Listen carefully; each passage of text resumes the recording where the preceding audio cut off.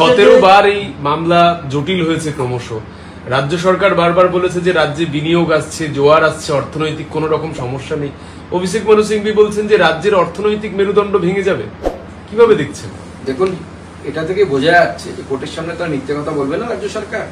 স্বাভাবিকভাবে বোঝা যাচ্ছে যে রাজ্য সরকার এই যে অর্থনৈতিক জোয়ারের কথা বলেছে, সেই জোয়ারটা আসলে জোয়ার বাজরার জোয়ার হতে পারে, জোয়ার ভাটার জোয়ার আসে।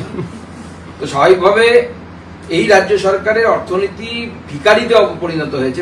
এই রাজ্য সরকার এই পশ্চিমবঙ্গকে এই মুহূর্তে ভিখারিতে পরিণত করছে, এবং তার ফলে এই টাকা শোধ করার জন্য কেঁদে কুলে উঠছে বারবার যে আমরা এই টাকা দিতে পারবো না, এবং এই টাকা অধিকার কর্মচারীদের। এবং এতবার পিছিয়েছে এই মামলা। বিজেপি প্রথম থেকেই আমাদের কর্মচারী পরিষদ থেকে শুরু করে বিভিন্ন সংগঠন এর সাথে যুক্ত ছিল, তারা সমানে সংগ্রাম চালিয়ে গেছে, তারা একের পর এক ডেট পেয়েছে।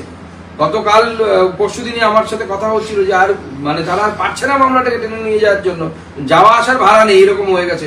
রিটায়ার্ড সরকারি কর্মচারীরা তারা লড়ছেন এই ডিএর জন্য, আমাদের কর্মচারী পরিষদের যারা নেতা আছেন তারা লড়ছেন। এইরকম পরিস্থিতি তৈরি হয়ে গেছে আজকে। তারপরে যে কোর্টের এই রায় এসেছে, সুপ্রিম কোর্টের এই রায় এসেছে, এই রায়কে আমরা স্বাগত জানাচ্ছি। 25% হলেও এই রাজ্য সরকার দিক, বলেন না যে ছাই দেওয়ার অভ্যেস হওয়া উচিত, কমসে কম দেওয়ার অভ্যেসটা তো হবে।